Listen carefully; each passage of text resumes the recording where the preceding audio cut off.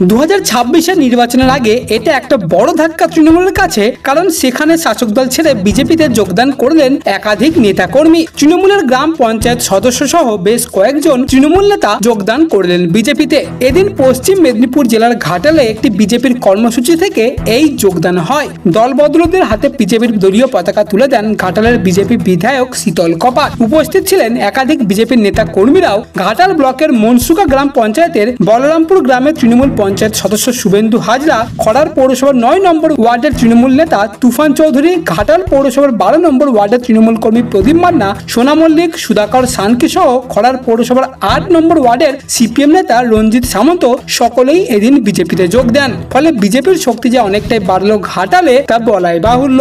এই বিষয়ে ঘাটালের বিজেপি বিধায়ক শীতল কপাট বলেন, আগামী দিনে আরো তৃণমূলের নেতাকর্মীরা বিজেপিতে যোগদান করবে। যদিও এই বিষয়ে ঘাটালের ব্লক তৃণমূল সভাপতি দিলীপ মাঝি এই যোগদানকে গুরুত্ব দিতে নারাজ। ভবিষ্যতে এই ধরনের আরো আপডেট সবার আগে পাওয়ার জন্য অবশ্যই চ্যানেলটিকে সাবস্ক্রাইব করে নিন এবং এই ভিডিওটিকে অবশ্যই একটি লাইক দিয়ে দেবেন।